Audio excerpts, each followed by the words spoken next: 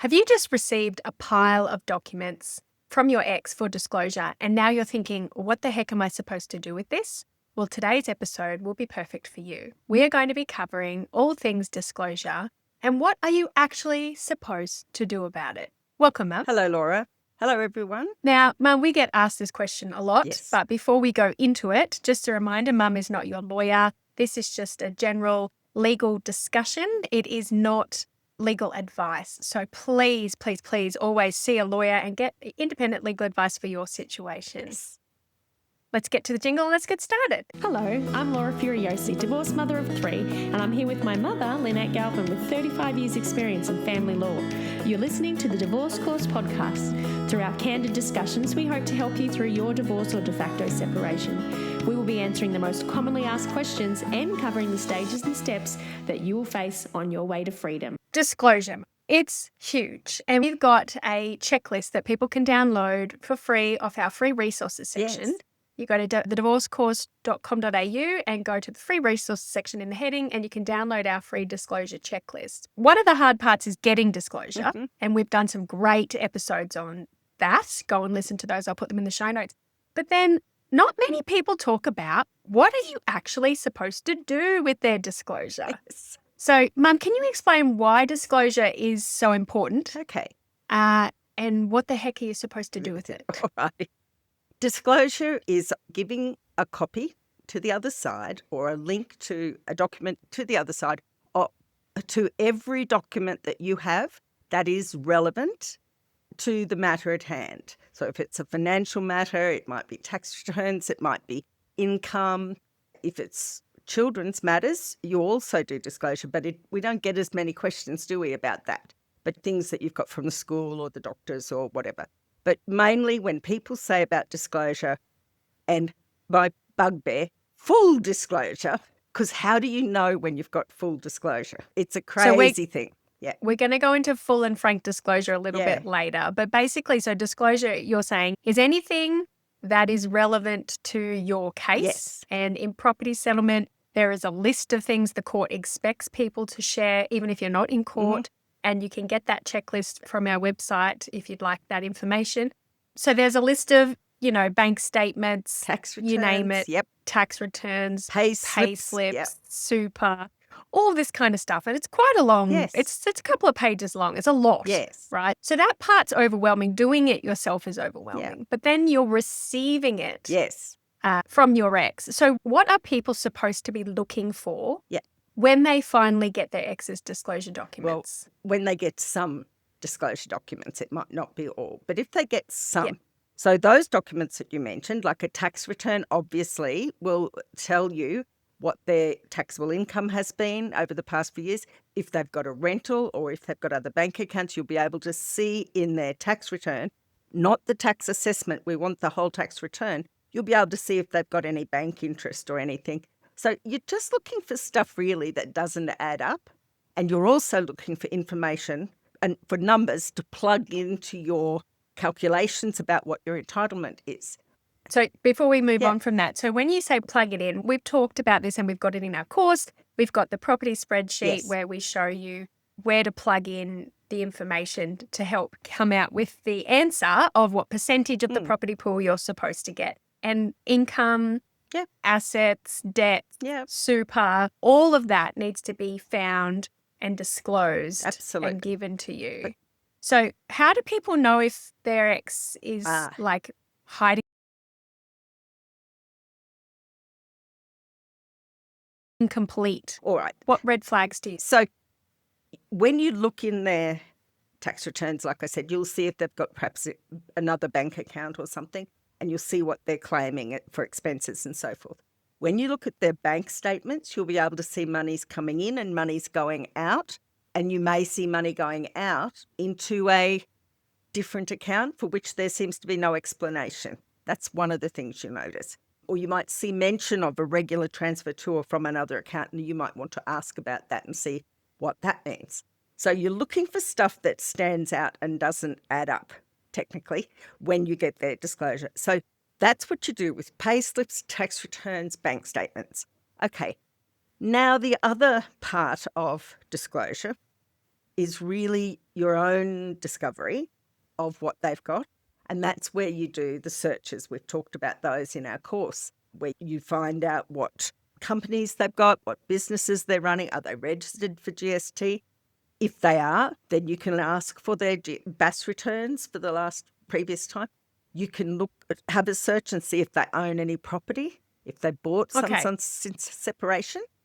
So I'm going to stop. So basically you're saying you rely on them to give you all that stuff, but you never trust. You're saying, Mum, you never trust them. No.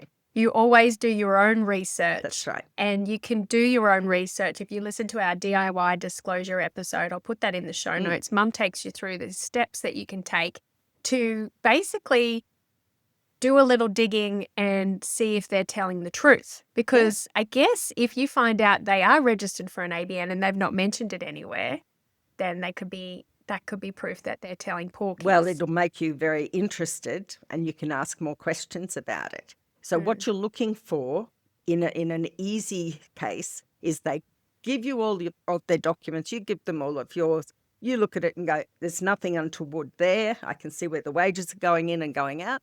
Okay, I'll do a search and see if they've become bankrupt, if they've got a loan for a car, if they've got real estate I don't know about. You do that. And then if they all come up empty or with nothing unexpected, then you have what I would call full disclosure. You've got the information you need to make decisions about offers and to make offers on. Can I wind you back a little bit? Because I think you're so used to doing it. Okay.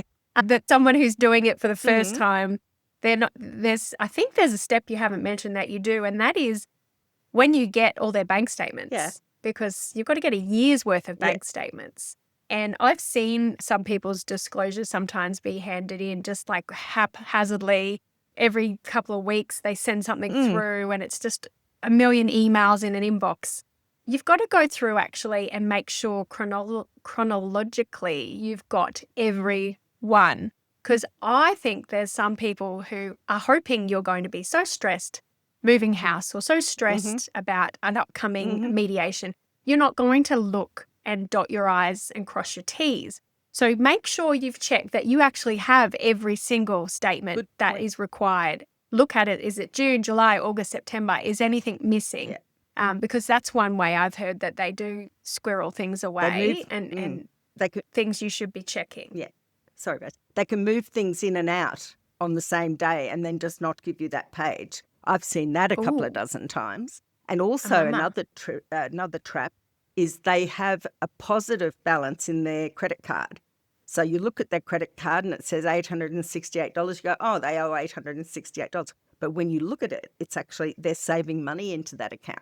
You have to look and decide whether you trust them or not, but you still have to check. Now, coming from a non-lawyer perspective, okay, and our listeners, most of them aren't lawyers. I know there's a couple, but you receive your ex's disclosure, okay, and maybe you've separated in the last 2 months, 3 months, 6 months, whatever, and you're getting their bank statements. You're going to want to look at them. And I just out of human curiosity and look at where they're spending their money or what they're doing. Do you have to counsel your clients to make sure that they don't get caught up in the story that a bank account is going to tell you? No, not really. I think if they're spending money on something, they shouldn't have done it because you might as well know. So I let my clients enjoy reading those statements if that's what they want. But my job as their lawyer and our listeners' jobs, if they're doing this for themselves, is after they've had that salacious look at it and go, oh my goodness, fancy that, then put your sensible shoes on and have a look at the document from a dollars in, dollars out situation. So once you get over the fact maybe there's, I don't know, that you've noticed they're buying more alcohol or they're buying presents for their girlfriend or things like that, you've got to get over that and make sure you're paying attention to what matters. Because I do think some people get so hyper fixated, especially if there's a new person on the scene, or maybe it was an affair, those kind of things that you're not paying attention to what you should be paying attention to. Yeah. So looking for gaps in dates, looking for where money's being transferred and looking for incomplete Sets. missing That's right. sets. And if money's Yes. been transferred, don't get too caught up trying to find out where it went. If your ex had the money on a particular date and then he doesn't have the money or she doesn't have the money on the date they've given you the disclosure, then that's just counted as money they've spent on something. And it gets added back usually, okay? So they're all things you raise. So things that you would rate. What about if you see them just wasting money? Like they're just hemorrhaging money. Like their account comes in, their money comes in, and then it's just spent all on something ridiculous. Is that something that they can raise with the court or mediation? Not really. If they've got an income coming in, then you can spend your salary the way that you want, as long as you're covering your obligations for the children and mortgage and so forth. I think it's not uncommon for people to undergo, like maybe plastic surgery, get their nails done, just have holidays, indulge themselves, buy a motorbike, buy So all of that's jewelry. Okay. Gollings and all Scott. of that's okay as long as it's their own income. That's right. If they're spending money that they had, that you guys had or they had in the bank at separation, that's a completely different story. Imagine they get the disclosure and it's their joint bank account that they no longer have access to, and it had 100,000 in it. They've got the bank statements and it's just drained by ridiculous expenses that have nothing to do with reasonable living. Yep. Is that something they could raise? Yes. And you say to the person, I'm going to ask the court to add that back into the property pool, or I'm going to add that back in as you already having had some of your share of the property pool and wasted it, basically. Okay. Because if they can't demonstrate that they used money on reasonable living expenses, then it all just gets added back in. And sometimes people on high salaries, or even who can fully support themselves at least, will still waste really money that they had at separation as well. And the court will, depends on the case, but the court will probably add the money out of that existed at separation back into the property pool. So what is the point then of looking at all of this? Yep. Like what reasons are you looking at it? Is there sneaky things that people want to hide from the law so that they get a better outcome? Why are they hiding this stuff and what are they hiding? Sometimes they're hiding money. Sometimes they're hiding liabilities if they're very shy or embarrassed. Sometimes they don't want you to see that they've been buying lingerie or flowers or whatever. But those are the basic documents the court says that they must give you, and it will give you a bit of an indication of what the aspects you've got to learn about, or you've got to know about them before you can make a reasonable offer. So you need to know what their income is. You need to know what future needs they've got. What's the superannuation? All of those things. So when you ask for more documents than that, right, people go for more documents than just kind of those things. Then I think you need to ask yourself, why do you want that document? Because the court is very worried about lawyers and I guess people on their own as well getting hung up what I call death by disclosure, where they just want every single document. But if you ask them, why do you want that document? Oh, because, well, that doesn't figure in what the court looks at, So, yes, he might have spent $20,000 on a part for a boat, but you don't need to find out where he bought it from and how much he paid. He took $20,000 out. That can just get added back in. But when you're starting to think about businesses, then that's where people, I think, become easily derailed, and it can get very expensive. So that death by disclosure or people with this full and frank disclosure, it actually means in family law what you need to provide so that you can make a good assessment of what percentage or whatever. So you're saying make sure you don't get caught up in that, being obsessed with more and more bank statements. Because I have heard of people saying that their ex asked for the last bank statements for the last 7 years and the last 10 years, like just crazy amounts of bank statements, unless you've got a reason why you're asking for it. Yeah. And I know there are some people in the neurodivergent world who they need to see it because they don't want to have gaps. That's they right. need to fully understand it. And so it's from a neurodivergent reason they need to see it. And if that's something and a hurdle that you need to overcome so that you can move forward, then maybe that is something you just have to suck up and do. Yes. If you've got nothing to hide, That's right. you can do it. But as long as it's not costing you millions and millions of dollars to do it. Well, here's the thing, Laura. In the old days, yes, people would. I remember a guy brought in a garbage bag full of bank statements when I was an article clerk, and I spent 2 days sorting them out into orders. But these into order. But these days, it's all online. You can probably access it electronically and send it over to the other side if that's what they want.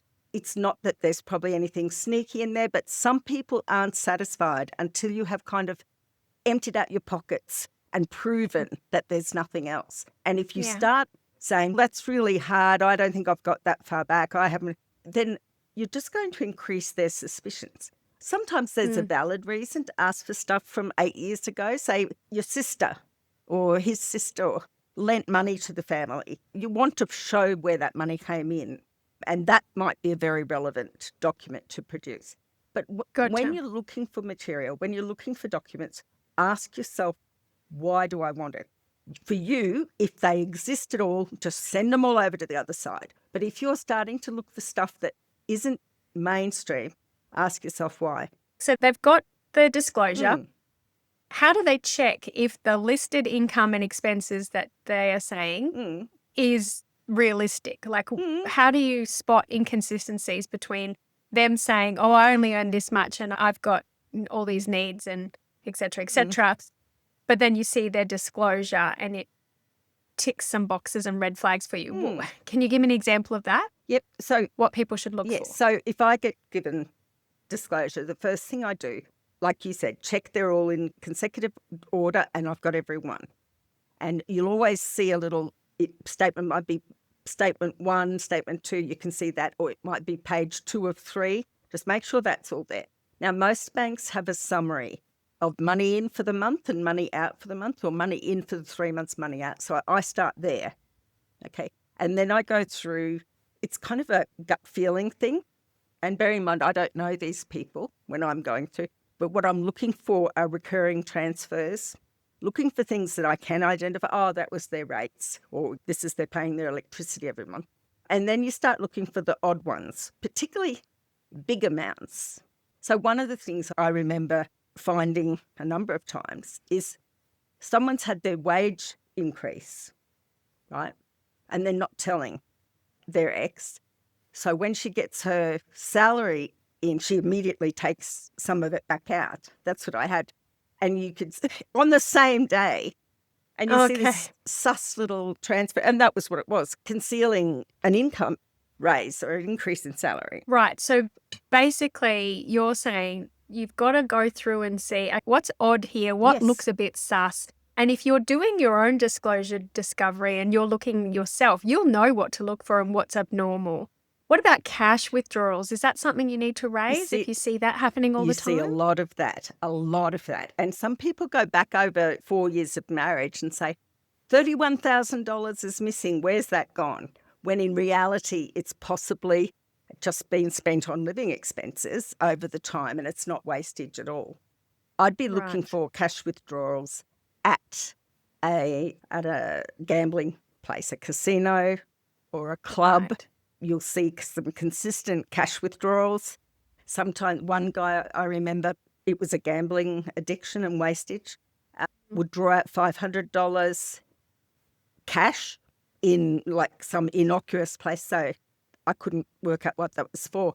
But invariably, within 2 hours, he'd bought drinks at a casino. So you could see that pattern. So in order to talk me that once, he said, what you're looking for are patterns in these things. Right. What about hidden accounts? You've talked about asset transfers and unusual spending, but hidden accounts, can you ever pick up hidden accounts by looking at their disclosure? Yes, you can pick up a lot.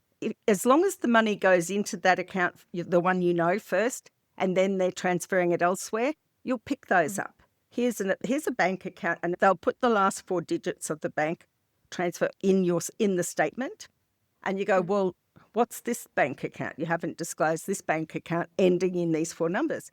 And if they don't, then you go, fair enough, I'm just going to add all those up and say that you've had your part share of your property settlement. I guess also I think you could put your little detective hat on and go, okay, is there pay going in? Yeah. Are they Where's the salary paying going their in? rates? Yeah. Are they paying their bills? If they're not, who's paying the bills, or where is that money? Where is that other money? So think about what people usually need to live on. I guess you could compare yours to theirs and see, okay, I'm paying the bills here. Are they paying the bills? Like, where's that money coming in and out? You've got to find the flow. I think so. I think we're, though, falling into the trap a lot of people do. Disclosure is not about trying to find a weakness or to prove to yourself how rubbish your ex is and how sneaky they are. It's got to be for a purpose under Section 75 of the Family Law Act, and that is it looking at the income, the contributions before, during and after the marriage. You're looking at health, age, whether they're living with someone else, all those things. That's what the court's interested in. Okay. And so I guess your disclosure when you give it to your ex could be a good thing for you, because it may show the contributions you've made post-separation if you're the one that's paying for all the kids' stuff. If you're the one who's paying all the bills and doing all the work and it's all there in black and white in your bank accounts, then that's good evidence for you. But Mum, if someone's gone through the disclosure, like you said, they've put it in chronological order, they've made sure they've got everything, they've ticked off the checklist, they've got all the disclosure they think they need, and then they're going through it and they're finding this bank account that money's being transferred to and that hasn't been disclosed. How do you and can you ask for more if something doesn't add up? Absolutely, you can ask for more. So what do you do? You say, so if you find something sus or you don't understand, what do you Need to start doing your disclosure but have no idea where to start? Feeling overwhelmed about mediation coming up? Or just trying to deal with negotiating with a manipulative ex? Then you need to go to thedivorcecourse.com.au to go to the free resources section where you can get a mediation checklist, a disclosure checklist, a word salad, read a letter like a pro checklist, and also a before you go checklist. Get ahead of the game and be organised and ready, as this handy checklist along with the accompanying episodes of the podcast will be perfect for you. All you need to do is go to thedivorcecourse.com.au and go to the free resource section and download the free checklists today. But Mum, if someone's gone through the disclosure, like you said, they've put it in chronological order, they've made sure they've got everything, they've ticked off the checklist, they've got all the disclosure they think they need, and then they're going through it and they're finding this bank account that money's being transferred to and that hasn't been disclosed. How do you and can you ask for more if something doesn't add up? Absolutely, you can ask for more. So what do you do? You say, so if you find something sus or you don't understand, what do you do? I would say a letter to the other side and say, I refer to the disclosure you made on this date with the, let's say, Westpac bank account details ending in numbers 5599, and on the such and such date, there is a transfer of funds to an account ending in blank, blank, blank, whatever they are. I require disclosure of this account. Okay. Just be firm. I require disclosure of this account. And if they don't answer it, you've got a lovely letter, all set out exactly what's missing and where it's to be found for the judge. You've got the date that you're asking. On reflection, you might want to say request rather than require. I'm thinking require sounds a bit firm. Yes, so request. And maybe I request that document. And in the absence of any proof of that, then I think you're quite entitled to add up all the money that's been taken to that account and just add it back in and say, it's wherever it is, here it is now. I don't know where it went. Until you explain it. That's it. It's back in. So let's think about this then from a listener's point of view. So we've talked about them going through it themselves, but then there's also the point of view of the people who've got a lawyer, right? So their ex has done disclosure. They've sent the disclosure to their lawyer. Do they get to look at it as well? Does the listener get to look at it? Yes. And should the listener rely on the lawyer to do the digging, or should the listener do the digging? I think both. Two heads are better than one, as my grandma used to say. Even if they're sheep's heads, she'd say. If you've got if you look at it and your lawyer looks at it, then that's good. You might both pick up different things. You can't tell your lawyer to not look at it because they're the skilled ones and they know what's relevant. Can your lawyer tell you not to look at it? No, Okay. no. Yeah, that's what disclosure is. It's your lawyer wasn't. We've had letters of people saying their lawyers wouldn't let them see the disclosure. Well, I mean, your lawyer is not a party to the proceedings. Your lawyer wasn't married to your ex.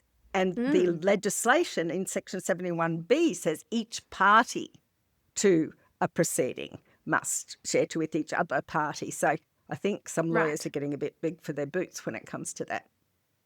So next question people ask a lot is, should I take their disclosure to a forensic accountant? My ex is super sneaky. I'm really worried that money's been swept under the table.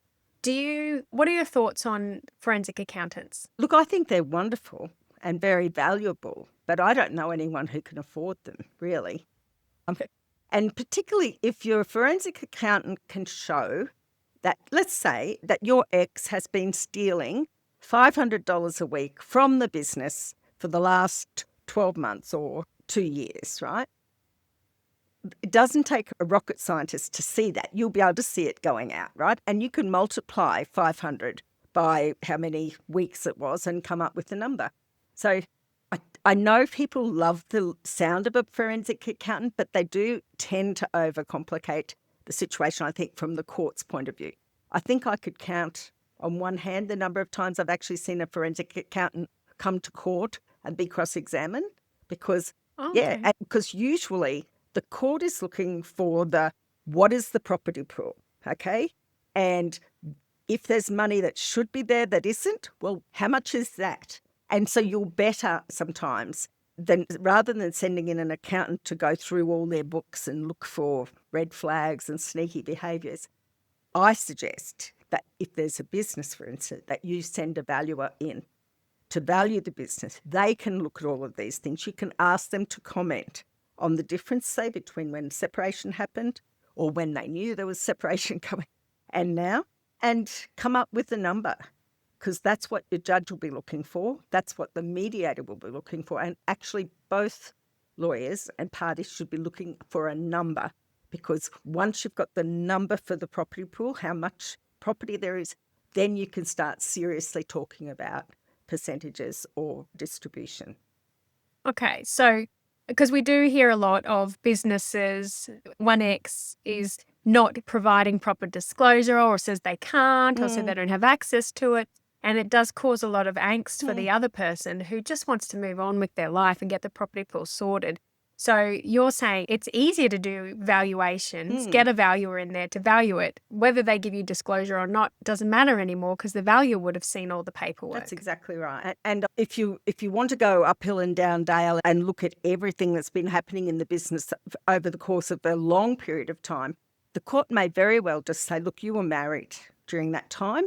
It's swings and roundabouts or a roller coaster. If you'd made a profit, you would have had a share. If it had failed, you would have shared in the losses. So they're quite disinterested in a lot of that stuff. They're just wanting to know what the business is worth.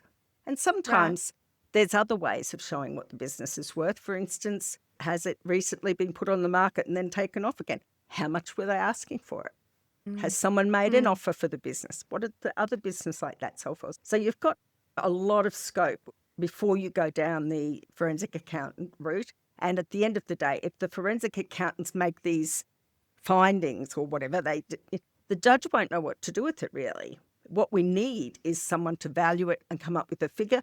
And if you ask them to value it as at the date of separation and today, then that difference, that might be the wastage that you're looking for. Okay. So what is the risk? Because I was an avoidant, okay? I didn't want to deal with it. I did, but I didn't want to.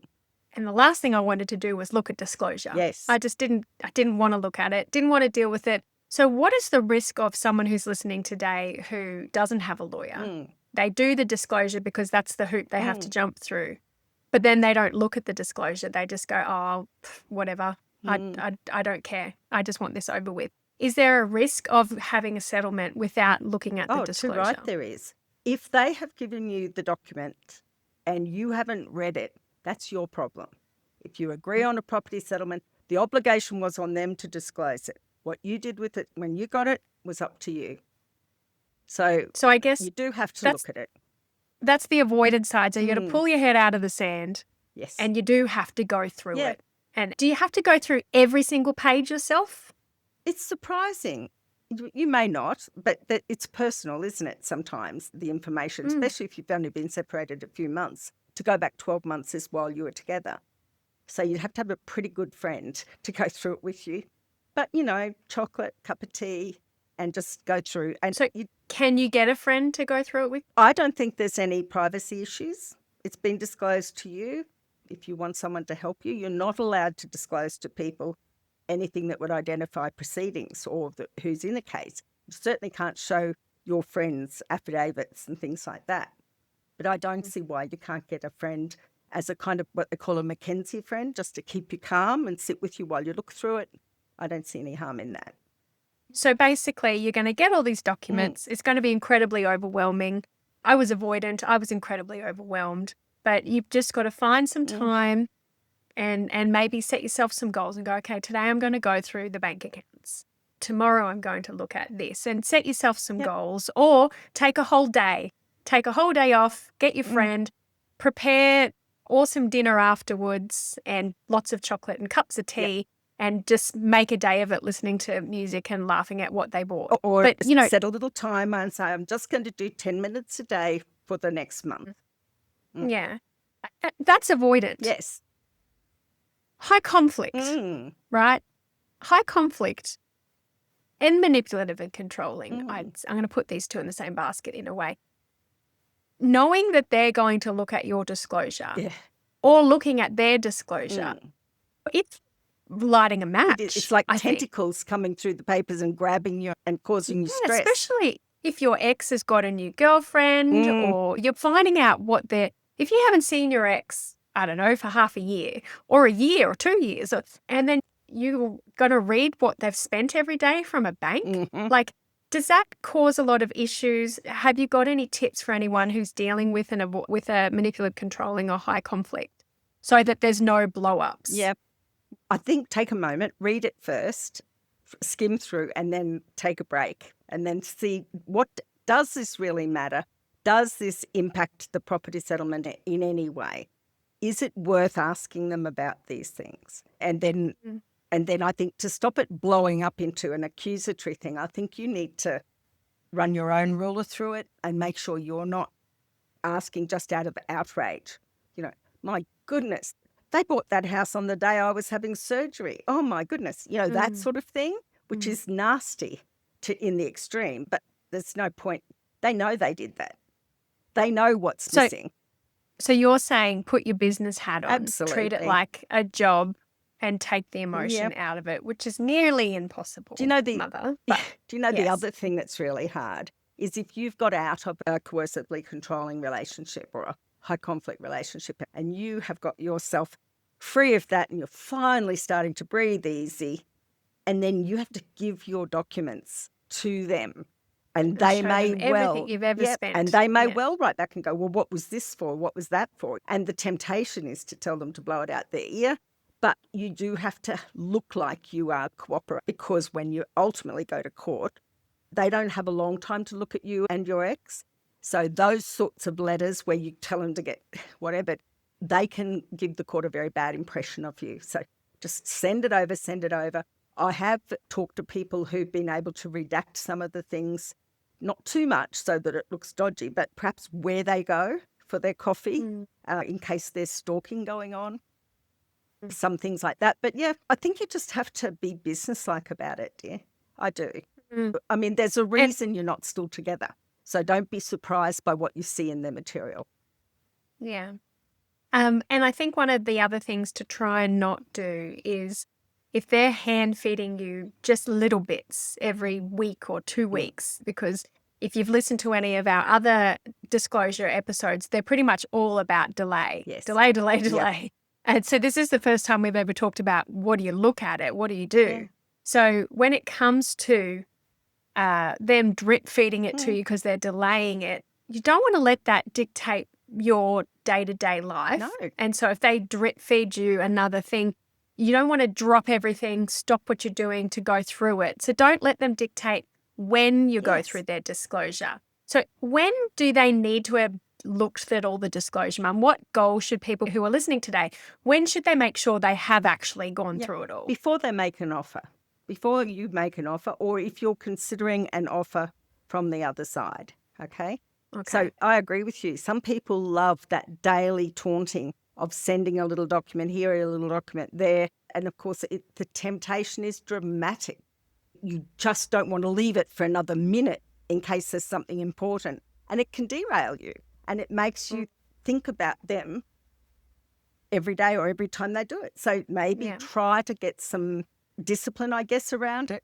Ask your lawyer not to send them to you on a daily basis. Just do every week's worth or 2 weeks' worth in one letter if they can, so that you're dealing with it in a structured space of time, and then you stop dealing with it and live your life around it. But isn't that the hardest thing, Laura? It's the hardest thing to live your life around a separation without letting the separation mess intrude into your life.